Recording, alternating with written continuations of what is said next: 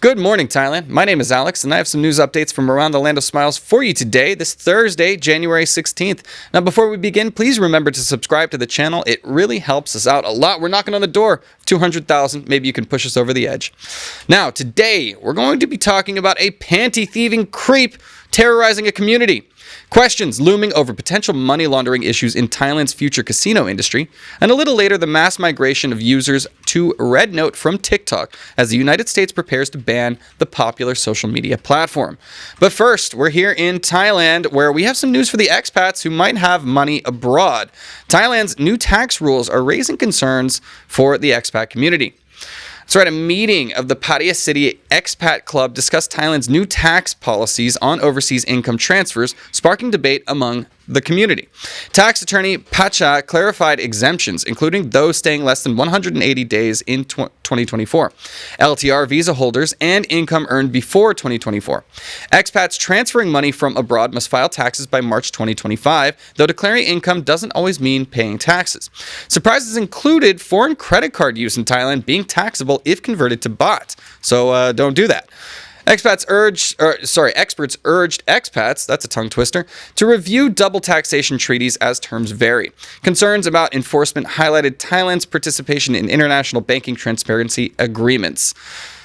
All right, well, everybody, I guess there's going to be a new world in the era of taxation in Thailand, particularly if you are earning income abroad. They want to get a piece of it. They want to get their beak wet. So, I'm still a little unclear how the enforcement is going to be playing out. But if you enjoy your life here in the land of smiles, I encourage you to remain compliant for fear of, deportation. Nobody wants that. But yeah, let me know your thoughts. What is going to happen to your money as you continue to live here in the land of smiles? All right. Now, our next story, got to put on my serious face because we have a serious incident that happened and of course we're heading back to Pattaya. A foreigner has fled the scene of a Pattaya motorcycle hit and run. So a hit and run in East Pattaya has left a Laotian housekeeper critically injured after a collision involving two motorcycles. The Yamaha Grand Filano, suffered heavy damage, while an abandoned Honda Forza linked to a foreign national was found nearby. A 24-year-old woman, Narisara, was at the scene, intoxicated and with minor injuries, claiming she was a passenger on the Honda Forza and that the foreign rider fled after the crash. Witnesses confirmed the foreigner was driving. Police are investigating and plan to summon Narisara for further questioning as outrage grows in the community. Now, this is a very serious incident because the woman is currently in critical condition in the hospital down in Pattaya. And the man, of course, it should be easy to track him down, although they haven't publicly released his name yet. The passenger, a drunk woman, of course, you're allowed to be drunk as a passenger, but not as the driver. So questions remain as to whether the man was intoxicated himself. We'll find out soon. Fortunately, the bike is linked to the man, so they already know exactly who they're looking for, but where he is still remains a mystery. Hopefully, this woman will be able to pull through and will be able to get this guy off the roads, and he can stop being a menace to society. All right, any cannabis users, any vapors in the house? Because we got some controversy around that whole concept. A woman's public cannabis vaping on a Bangkok BTS has sparked outrage. So, a viral video shows a woman allegedly vaping cannabis on a Bangkok BTS train, sparking outrage and calls for stricter enforcement of public behavior. The incident, captured on January 12th, shows her vaping amidst children and elderly passengers. Come on, girl. With the cannabis smell alarming others. Well, all right, calm down, everybody else. The incident was reported to BTS staff at Chungnonsi Station, prompting demands for action to maintain safe and respectful public transport. Social media criticism highlights concerns about vaping and cannabis use in shared spaces, reigniting debates on Thailand's cannabis and vaping regulations, and the need for public education on appropriate behavior. All right, come on, definitely don't be vaping. Look, this is one of the things about Thailand cannabis culture. If you go to the West, like if you're in New York or something, even London, I've heard, it smells like weed everywhere, okay? And actually here in Bangkok, we run a much more respectful scene. People are pretty much smoking at home only or in the cannabis cafes. Nobody's walking around smoking in public usually, which is why this kind of incident makes the news. Couple of things here. Apparently vapes are still in a very legal gray area here in Thailand. Not sure if these are even allowed to be sold, so that's already one rule broken, but also definitely not allowed to do it on public transport, especially when other people are around to catch a whiff. So, yeah, anyways, thoughts on this story, guys, please let me know in the comments. All right, on to our next story. We got some creepy behavior, okay? Now, this is alleged, but a pervert's underwear theft has escalated into a ceiling incident. What could that mean? Let's find out. Residents in Nakhon Si Thammarat are outraged over a man with voyeuristic tendencies who has been stealing women's underwear and spying on them, including a recent incident where he fell through a ceiling while watching a woman shower. Good God. Despite being arrested, his mother secured his release and claimed his innocence, even taunting police. The chutzpah. The man's actions have caused significant distress in the community, leading victims to report him and share evidence publicly as a warning. Some residents are taking preventative measures, such as removing trees near their homes to avoid further incidents. Well, that would be a really traumatic incident. You're just taking a shower, minding your own business, and a man falls through the ceiling on top of you. Good God. Now, it's pretty funny that the mother is trying to deny that any of this happened when it seems like there's a very big amount of hard evidence, particularly the woman who had him fall down right in front of him. But yeah, this kind of creepy behavior, this voyeurism, peeping Tom stuff needs to be cracked down on so that people can feel safe in their own homes. They shouldn't have to be cutting down trees to make sure that this kind of thing doesn't happen. But yeah, ew, gross. Knock it off, you creep. All right, Sing in My Car, thank you for joining us and lightening up the mood, my friend, who decided to call it marijuana possession and not joint custody. Ziggers, man, I love it. Thank you, Sing in My Car. Hope your battles with the bureaucracy are going well, my friend. And Mac says, must be hard to tell journals for money. What are we talking about? Not sure I get that one. And Damien says, just send him to Walking Street. He's sit in the road and see it for free. Yeah, I mean, there's no shortage of places to be able to see naked women here in Thailand in illegal and consenting environments. So, yeah, pretty gross behavior. And now apparently he's out on the loose again. So hopefully that doesn't happen anymore. All right, moving on to our next story. Casinos in Thailand. There's a lot of controversy about the impending new industry, but Thai casinos could risk becoming money laundering havens. That's right. Thailand's plans to open casinos and entertainment complexes face scrutiny over potential misuse for money laundering by quote-unquote gray Chinese businesses. MP Rangsiman raised concerns about illicit funds from scams, online gambling, and drug operations entering Thailand's gaming industry due to weak regulations. While the government aims to boost tourism and revenue, experts warn that without robust financial monitoring and international collaboration, casinos could become hubs for illegal activities. Competing with established gaming centers like Macau, Singapore, and Japan, Thailand must balance economic benefits with transparency and rigorous oversight to avoid reputational and financial risks. So says the MP, but yeah, casinos wrapped up in illicit money laundering activities. Never heard of that before. I'm sure if we didn't have that, Scorsese would be out of a career. But yeah, this is something that is obviously a very big risk as Thailand explores the opportunity to bring in a lot of money and create a lot of jobs when it comes to the casino and gaming industry.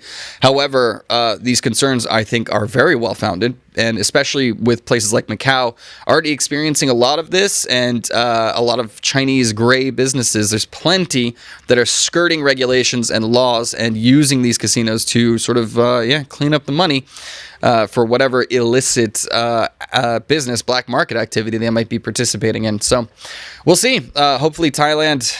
I don't know. I don't know how high I can get my hopes for this, but if their regulations are going to be in place, they need to make sure that they are, well researched and well founded before we enter this brave new world. Anyways, moving on. Sorry, a little scratch. Our last story today is about nuclear power here in Thailand. Now, Thailand is aiming to add nuclear power to its energy repertoire by 2020 or 2037. Excuse me. Sorry, this is a little into the future. Now, Thailand plans to integrate nuclear power by 2037 through small modular reactors, also known as SMRs, as part of its power development plan. SMRs generating up to 300 megawatts each are favored for their compact size, flexibility, and safety. The PDP, by legal and technological challenges, aims to boost renewable energy to 51% of Thailand's energy mix by 2037, reducing coal and gas reliance from 80% in 2024 to 48%. Nuclear power will contribute 1%. Doesn't seem like much, with 2 SMRs planned for late implementation. Critics question the feasibility of renewable targets and financial impacts as Thailand pursues sustainable energy goals. All right, so obviously we've been talking a lot in Thailand about the pollution lately. Obviously that has a lot to do with how Thailand produces its energy. That's mostly from oil and coal still. Renewables are on the way up, but one of the things that I always say, a lot of people get nervous when it comes to nuclear energy, but if we are going to be serious about combating pollution and global warming, that kind of thing, climate change, nuclear power is a massive beneficial tool, right? There's no carbon emissions from nuclear power. Of course, the meltdowns that happen once every couple of decades or whatever make everybody very nervous, but countries like France have the vast majority of their energy produced by nuclear energy without incident for a very long time. So as a stopgap, as we continue to pursue more renewable goals and as that becomes cheaper, nuclear energy is available and ready now and can really provide a lot of energy for much cheaper and in terms of cost to society, at least. I think it's something we need to think about more. My thoughts, but anyways, we might have some dissenters on the nuclear issue, but let me know what you guys think in the comments. All right, moving on to our ASEAN section of the news. Now, there's been a lot of talk about Cambodian dissenters, right? They've been getting in trouble, arrested, and not only that, gunned down, even here in Thailand. Well, the news continues. Excuse me. Cambodian Tycoon has been arrested in Russia amid corruption allegations. So, a Cambodian tycoon turned dissident, Hang Sithi, known for accusing senior officials of corruption, was arrested in Russia after his passport was revoked and an arrest warrant issued in Cambodia for blackmail. Once a millionaire with a prestigious Ok Na title, Sithi's fortunes shifted after a failed business deal and a dispute with a Singaporean entrepreneur, leading to defamation allegations and further accusations of government corruption. Before his arrest, he wrote an unpublished letter appealing to Prime Minister Hun Manet, criticizing Cambodia's governance and calling for reform. His controversial claims and actions remain unverified at this moment. So, there's a crackdown going on, and people are being arrested for dissent against the Cambodian government all over the world. We've seen it come from Malaysia. We've seen the assassination here in Thailand. We've seen now, even in Russia, they are deporting back. I suppose none of this is too surprising, as a lot of these governments are, not fully democratic, I guess, let's say. There seem to be a lot of looking out for each other in that regard, trying to turn over dissidents and people who are speaking out against the government so that they can face criminal charges back where they come from. An unnerving trend that seems to be happening, and even rich and powerful people like this man are continuing to face the consequences of speaking out. Let me know your thoughts, everybody in Cambodia, about what you make of this story. Now, moving on, we are into Malaysia. Okay, I got yelled at, thought this might be not an interesting story, but whatever, I think it's important. Malaysia is facing challenges with an EU anti-deforestation law. Economics, people. Malaysia's palm oil industry faces both challenges and opportunities with the EU's pending anti-deforestation law set to take effect December 30th, 2025. The law mandates proof that products like palm oil do not contribute to deforestation, potentially impacting market access. Deputy Commodities Minister Chan Fung Hin emphasized the need to adapt domestic practices to meet these requirements. Malaysia and Indonesia, major palm oil exporters, have criticized the law as discriminatory, though its one-year delay provides time for preparation. All right, so Look, palm oil is a very controversial subject as obviously palm oil, it's used in so many products, very ubiquitous, very useful resource. However, the problem is the deforestation that comes with the creation of these palm oil farms and the loss of habitat for, animals like the orangutans. I remember, I believe it was Malaysia that was trying to do the old orangutan diplomacy, kind of like how China does the panda diplomacy. But the whole point of that was these orangutans were losing their habitat. So they're like, hey, I got a solution. Why don't we continue destroying their habitats and then just send them away to zoos around the world, right? That's everybody's happy? No? Apparently that got some frowny faces in the Western world. But clearly the European Union wants something to be done about this as major consumers of these products. So I think that's always interesting that they use their economic power, same way that many countries do, China, obviously America, in order to try and affect change and make it a more ethical practice in their eyes. But Malaysia, let me know your thoughts on the palm oil industry. Is this a good move or is this going to hurt the economy? All right, on to our next story. We're talking social media. Now, this is big news coming out of America as TikTok refugees are flocking to the Chinese app RedNote, aka Xiaohongshu, amid the U.S. ban threat. So the Chinese app RedNote, also known as Xiaohongshu, has seen an influx of over 700,000 TikTok refugees from the U.S., driven by a potential TikTok ban. While many Chinese users welcomed the newcomers with messages and cultural exchanges, some expressed concerns over American influence on the platform. RedNote, which doesn't require a Chinese phone number, offers rare opportunities for U.S.-China interactions. However, nationalist bloggers warned against foreign propaganda, and some users tested censorship limits, encountering restrictions on sensitive topics. Surprise, surprise. Analysts believe the trend may be short-lived, with RedNote working to moderate English content and improve translation tools. Yeah, I don't know. This is a funny thing. Like, wouldn't it be funny, like, if America bans TikTok, but then everybody just moves to RedNote and exactly the same problems occur? I think we're playing a bit of a whack-a-mole situation over here. Xiaohongshu has exploded in popularity with Chinese, but because of TikTok's, persistence and popularity around the rest of the world, hasn't really taken off in international markets yet. So I'm not sure if this is a push, like a coordinated effort by Chinese, officials. Obviously, all the social media platforms, everything is pretty much hand in hand with the government over there. So is this a concerted push to make it seem like there's a snowball effect, a popularity push for RedNote? I'm not sure, but time will tell if people really will flock to this in droves over there. And as TikTok becomes, more difficult to access, let's say, will Americans really turn to this as their social media platform of choice? I don't know. I've been seeing a lot of videos, though, of Americans switching over to it and speaking in very broken Chinese, and I have been cringing at it. So certainly will not be something that I'll be frequenting anytime soon, but I guess we'll see. Moving on to our next story. Got two more for you. Long show today, actually. Now, South Korea has detained its impeached president over the martial law declaration. We covered this yesterday, but I wanted to give you a quick update on it. South Korea's impeached president Yoon Suk-yeol was detained and sent to a detention center near Seoul after being questioned over his declaration of martial law last month. Yoon faces potential rebellion charges, which could lead to life imprisonment or even the death penalty if convicted. His martial law declaration on December 3rd was brief but very controversial, leading to impeachment by the opposition-led assembly. Yoon denies the charges, calling his actions necessary to counter legislative obstruction. I mean, come on, gridlock is a thing in any democracy, man. While his detention has sparked protests from supporters and critics, the Constitutional Court is reviewing the impeachment case. Authorities emphasize maintaining stability during the legal proceedings. Good luck with that. I have no idea, man. There are thousands of people on either side of this coming out to the streets and being very vocal about their opinions.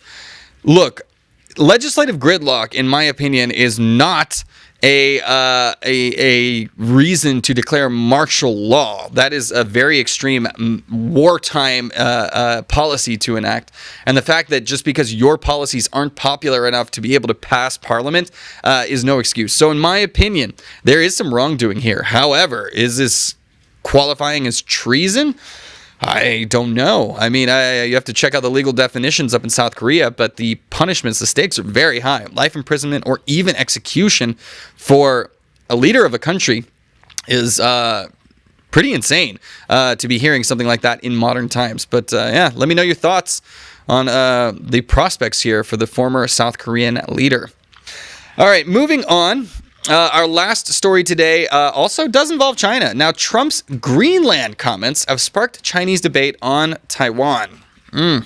Chinese commentators are debating the implications of Donald Trump's threats to take Greenland and other territories by force, viewing his transactional foreign policy as potentially influencing U.S.-China-Taiwan dynamics.